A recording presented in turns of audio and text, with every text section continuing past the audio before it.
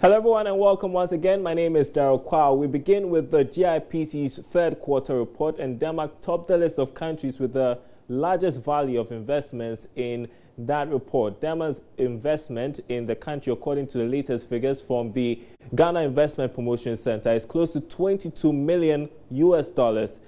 Queen Margaret II of Denmark is currently touring the country with a business delegation to explore further bilateral economic engagements with Ghanaian businesses. The delegation is exploring opportunities in food and agriculture, maritime infrastructure, and railway sectors. Meanwhile, Chief Executive of the GIPC, Yofi Guan, has been speaking to Joy Business about the center's performance so far. He's confident that the FDI targets for this year will be met. The business of attracting investments is not like you go to somebody's house and go and talk and immediately it takes his pen and signs. No. First you sell the country. The opportunities, very often if the investor sees an opportunity, he comes over. He comes to do his own due diligence. He walks through the whole system to see if it's okay. Once he identifies, he says, there's an opportunity for me. Then they actually come and register and sign the checks and put their monies there and get on with the business. So it's not a challenge. It's just a procedural thing that takes long. But I think that to have moved from the 2.25 billion at the end of 2016 to 4.4 billion as at the end of the third quarter is still commendable and really encourages us to keep pushing to see some of these projects come out. There are quite a number of projects going on in the different agencies. Some of them we don't even hear about. So we suspect that we probably might have gone past the 5 billion already, but it's just that we haven't been able to record some of these investors, especially those who are repeat investors, increasing their capital and bringing more money to expand their operations. Economist Professor Peter Corty says a new National Development Bank must be to be established should not be made to operate as a universal bank. Finance Minister recently confirmed government is in the process of merging ADB and NIB to create the new bank, which would finance government's industrialization and agri agenda. Some have suggested that the bank should be made to operate as a universal bank, but Professor Corty says it may defeat the purpose for its establishment. Sometimes merging, we talk about decentralization, making things smaller so the organization can work better. When you merge, sometimes they become bigger and bureaucracy sets in. Already it's quite difficult for the small businessman to approach some of these banks because of the formal system they operate. So if you merge and make it even bigger, that becomes a challenge. So I believe they should continue what they are doing. What has to be done is to reform them, and in addition, create this new bank that will be very focused on agriculture and manufacturing. At the moment, we are operating what we call a market economy. Government does not intervene in the banking system. You can do what we call moral suasion, encourage the banks, encourage ADB, encourage the others to go a certain direction. So my point is that can be done. But besides that, we can create this new development bank and ensure that they add more meat or they add more finance to the agricultural sector. Are you saying then that this new bank should not be given a universal license? I don't expect that to happen. Once they do that, then they will just be like ADB or any other bank. For me, it will work if and only if this new bank is focused on one or two critical sectors. Otherwise, we give them a universal license and they also go into real estate and any, then, mind you, agri is a risky sector. And that is why most of the banks are not willing to lend to the sector. So if you give a universal banking, they will shy away from agri and do business as usual. I don't think that's what government expects. Moving on to the issue of revenue mobilization, and the Ghana Revenue Authority has described as unacceptable Ashanti Region's contribution to national tax revenue of below 4%. Commissioner General Emmanuel Kofinti says it is surprising that for the largest second regional economy to be behind Greater Accra region to record such a low revenue generation. He spoke at a forum attended by the Revenue Agency and the business community in the region as part of its tax campaign dubbed Our Taxes, Our Future. Prince Apia has more. The commissioner spoke to Love Business at an interactive forum between the Revenue Agency and the business community in the region. Mr. Kofinti says the authority is focused on enhanced tax education to increase compliance for improved tax collection. Considering the level of economic activity in the central region, one would expect that the central region should be contributing about 10 or more percent to national revenue. But that's not the picture we get. I know people argue that teachers are paid in Accra, workers are all consolidated in Accra and those things, and that they do a lot of imports and those things. But then, all said and done, a central region could more than double its tax revenue that we spend. So at the end of the day, everything ends up in the bottom line. And if we have to look at the bottom line and the kind of growth, the kind of buildings that are springing up and the kind of stuff that's happening here, they shouldn't be talking about 4%, no matter how you look at it. And so the issue is we need to up our game in the central region. And I'm thankful we had a very cordial interaction this day. And from the look of things, before we came, there was this talk of hostility and the rest. But you also saw what went through. People are beginning to accept that a central region can do more and it has to do more. The initiative was targeted at bringing more people into the tax net by changing public perception and attitude. Current and potential payers in both formal and informal sectors in Kumasi took turns today to interact with the GRA officials. Ms. Enti also revealed 10% of offenders' penalty will be given to persons who report tax evading individuals and institutions. We had some complaining that the people they compete with do not register and that they are prepared to accelerate that project of getting a lot of registration, a lot of taxpayers to the net. And that's the way to go. We want the participation of the stakeholders. Unfortunately, from this discussion I've had, that's going to be something that can be upped. Deepening tax effort includes widening the tax net and getting the informal sector to play their part. And so that's the way to go, and we are focused on getting that done. The tax forum allowed business owners to table their challenges and concerns about the tax regime and its impact on their businesses. Let's take Asukre-Mampong, for example. There is no tax office at Asukre-Mampong. I'm not sure. I mean, I confirmed from the Asukwa office. There's no tax office at Ejisu. So, for convenience sake, if people want to pay tax, I mean, there's no convenience. The access is not there. The price, the distribution price or the will be able to be. We want the government to add a 3% VAT rate to the manufacturing companies, because when we buy from them as retailers, the margin is 0.60, and from the wholesale, the margin becomes 0.84, and those who buy from them also have a margin of 0.94. It is collapsing our business. Gas and cement is so high. Nasa cement and gas of the 26.94. It will come as only 3% of Kokahua. There's a cost. Prince Apia reporting. The Ghana Revenue Authority is going all out, this time to the central region, where staff of the authority on Wednesday took the tax compliance awareness campaign to the streets of Cape Coast.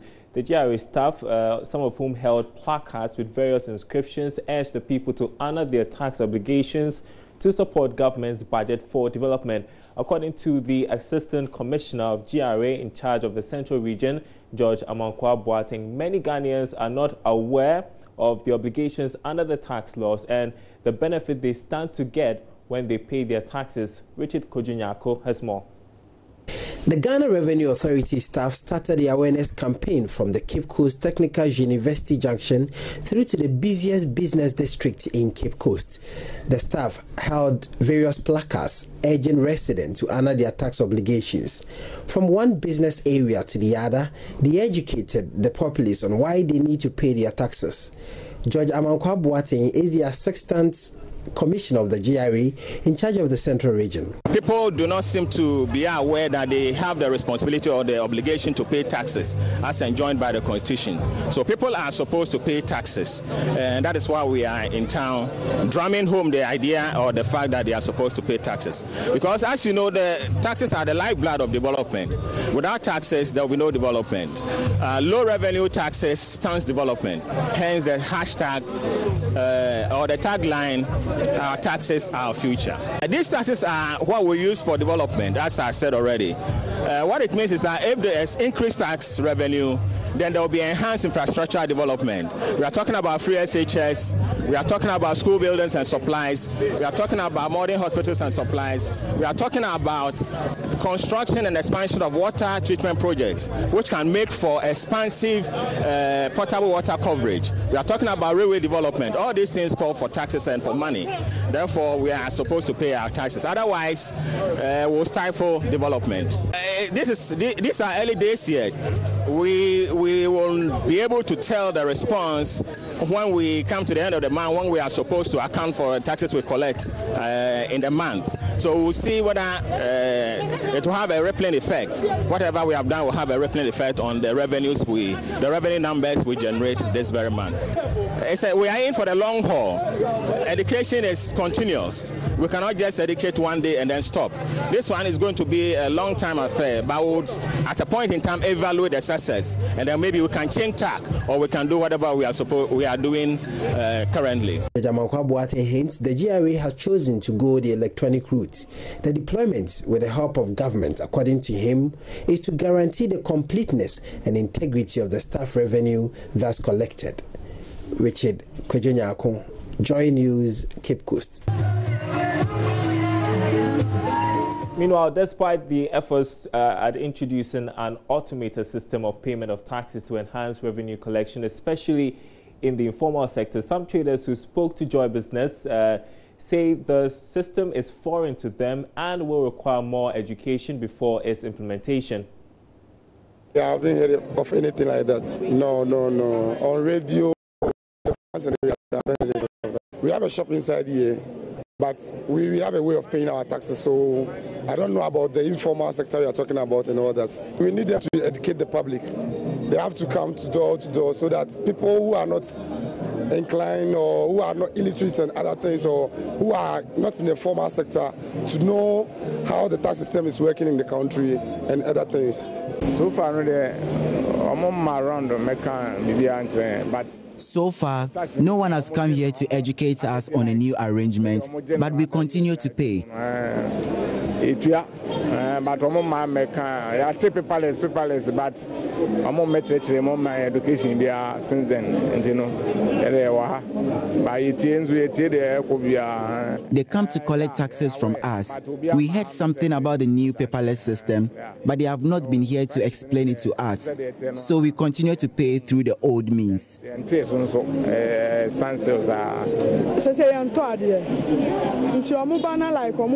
We don't make enough sales to pay our taxes.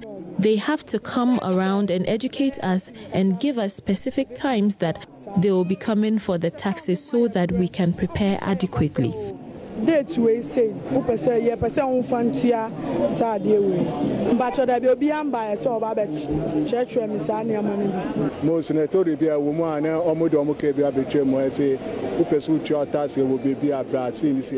once in a while, they pass by with their vans and announce to us to come and pay our taxes. They have not explained their paperless system to us and whether we have to go there or they will come to us. We don't know anything about their plans to involve us, those who sell on the tabletop. We have not heard anything so far, so we continue to sell our stuffs.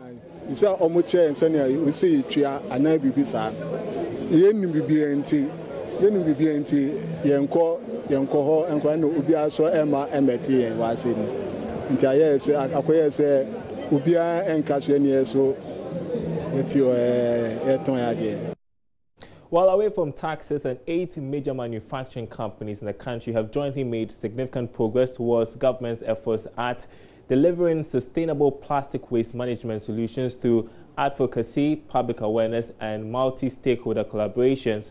This comes in the wake of the official launch of Ghana Recycling Initiative by Private Enterprises is under the auspices of the Association of Ghana Industries. Here's more in this report. The Association of the 8 companies seeks to integrate sustainable waste management solutions, advocate improved waste management practices, contribute to increased collections and recycling waste management practices, among other things. President of the Ghana Plastic Manufacturers Association, Ebo Botri, says this partnership will go a long way to create massive investment in the area of plastic waste recycling. As for now, we think it is okay when it comes to sachet water waste. The problem now, presently, it's got to do with the PET bottles waste. There is a mass migration from glass bottle to PET bottles, and you have all manner of products packaged in it, and it is one-time use. So you see the magnitude of the waste that we find in our gutters, the streams, and everywhere. So from our own side, we did start a pilot project with the AMA to recycle PET bottles for only export. But then we try to go beyond that. And then some of our members, notably the Mohinani group of companies who have agreed to set up 2 recycling plants, one in Accra and one in Tema, to recycle all manner of plastic waste into other products for local consumption and for export. On his part, Business Development Manager of the Jospong Group of Companies, Albert Ankra, says his outfit will be providing the needed expertise for the success of the launch. We've had experience in waste management and recycling for the past 10 years, so we are excited to bring our expertise to bear. Particularly more exciting about this is that you also have the key stakeholders, those who actually manufacture the plastic products, who are also stakeholders in this project. And I think that together, as we work, we can enhance and ensure that there is zero waste so far as PET bottles are concerned. The launch of GRIPE was witnessed by some stakeholders in the sanitation and waste management space, including the Environmental Protection Agency, EPA, the Ministry of Environment, Science and Technology and Innovation, among others. Now, the Ghana Chamber of Commerce and Industry will in 2018 focus on programs aimed at improving the quality of service and productivity of local businesses. This was made known by the president of the chamber, Nana Appiagyei Dankwaso, who says the upcoming annual business awards will pave way to initiate this process. The Chamber Business Awards 2016 is an initiative of the Ghana National Chamber of Commerce and Industry to celebrate the very best and finest Ghanaian businesses and personalities who have demonstrated excellence in business practice. President of the Chamber, Nana Appiagyei Dankwaso, outlines what will go into the awards. From time to time, some groups like the associations come to us. They are also members of the Chamber. Freight and forwarders, for example, freight forwarders are members, they are members of the chamber, and then other associations. So we open it up, and 800 companies registered or applied for the to become awardees for the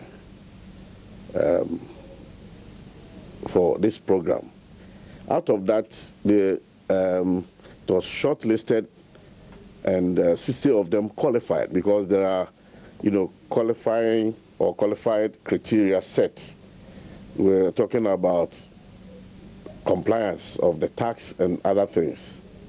And so out of that, 60 were listed, and they were called upon to provide evidence of payment of taxes, evidence of corporate social responsibilities, and what have you. So out of that, 16 came out of the competition. The award ceremony, slated for 25th November at the banquet hall of the State House, will see 800 invited guests expected to grace the occasion, including top government officials. The president of the Chamber of Commerce noted the awards will preempt a special business program to help boost the quality of business in the country. We also thought of having a special awards and that has about 7 of them to members, and then 3 of them to non-members, to the private sector. So these were how we selected companies for these awards. So you could see that some of them could, at a point, were getting, maybe they will get 2 awards, because I don't know who have been selected for the 16, right? So if the person or that company gets the award for the special awards, and then is selected for or gets through the 16 competitive, it means that the person will have 2 awards. The Chamber of Commerce will utilize the services of a reputable accounting firm to supervise the nomination and selection of award winners.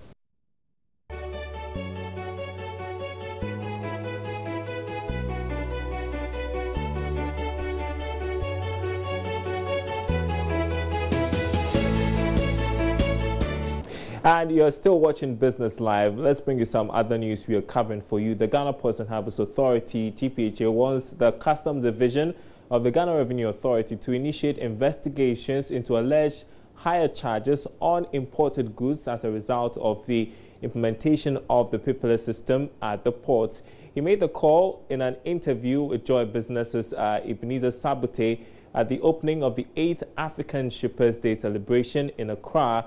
It was under the theme Trade Facilitation and its Impact on Africa's Industrialization.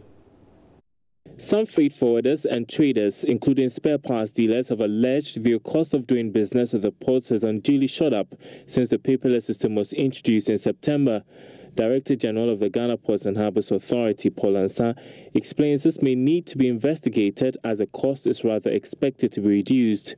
Please, we are able to introduce appropriate remedies to offset that negative consequences of the initial introduction of the paperless.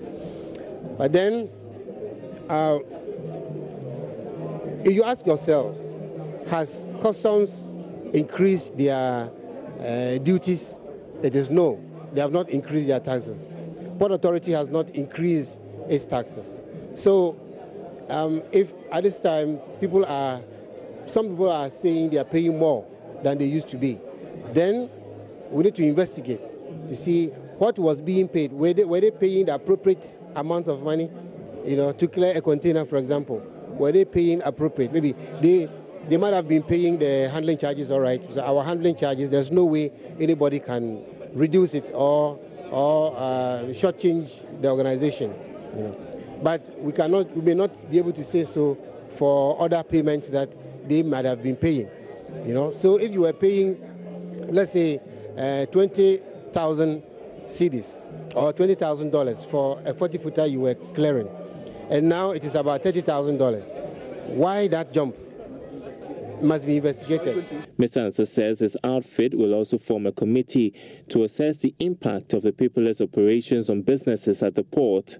Now, what we are doing now is to establish an oversight team or committee that will meet every weekend, like every Friday, to review the performance of the paperless in the current week, so that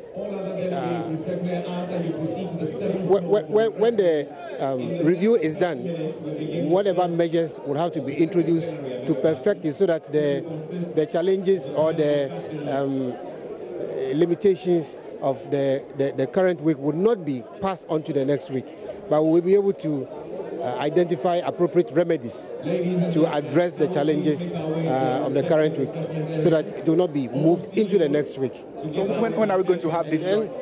No, by close of this month, we are supposed to establish that. Through the effort of the port authorities, shipping lines and other state agencies waived the cost on delayed goods as a result of the paperless system, a development expected to reduce the cost of clearing goods.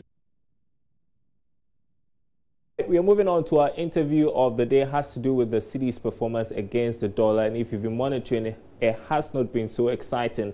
So, well, increase the amount of dollars supplied to commercial banks to halt the city's depreciation. That's the advice coming from economist Dr. Eric Osesibe to the Bank of Ghana. The local currency continues to depreciate against the dollar. And this is despite assurances from the Bank of Ghana of having the required reserves to hold its free fall in value. It has witnessed some sustained depreciation over the past 10 days. And for instance, yesterday closed trading at 4 Ghana cedis 63 pesos. Dr. Sibe tells Joy Business the Bank of Ghana should see this intervention as a short-term measure to stabilize the situation.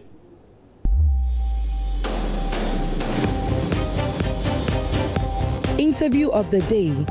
That's a short-term measure that is required by the central bank, you know, because fine, the long-term measure will always be to promoting export, diversify, and bring in more export. But in the short term, one, you need to either use interest rates, you know, trying to increase your returns on domestic assets, so that instead of people speculating on the currency, they'll rather buy the assets, bonds and others. Now, the problem the central bank is having is because the treasury bill rate is very low, you know, people are not getting enough alternative high yield instruments, and so they are speculating on the dollar, you know. So one of the ways the central bank can do to try to stem that, I will not say that the central bank should increase the monetary policy rate nor the interest rates, because that is also very detrimental to growth. But if you have enough buffer, if you have enough reserves, I think that you have the solution within the short term is well known to you, and so you just pump in a bit more, and then making sure that there's enough reserves in them, enough supply to cushion whatever excess demand that comes up. It's essentially. Some say that for the first time, the reserve position of the Bank of Ghana is quite good. It's good. Yeah. What is stopping them from the necessary interventions? I engaged the commercial banks, and what they are telling me that the Bank of Ghana is not on the market, and even they are on, they're doing $4 million, and that's peanuts for all these banks to have to finance their imports. Why do you think that the Bank of Ghana is being very skeptical or reserved in their approach, despite having all these reserves? Do you think they are building up for the rainy season next quarter or something? I said this last week in an interview that I granted, that I think that the best way for the central bank to shore up the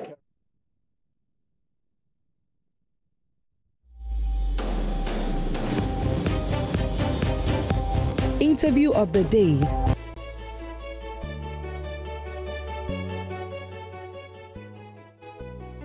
Well, Deloitte is sharing some perspectives on the 2018 budget. Read all about it on our website. That is it, myjoyonline.com/business. Of course, there's more business news when you visit that website. My name is Daryl Kwao. Thanks for watching.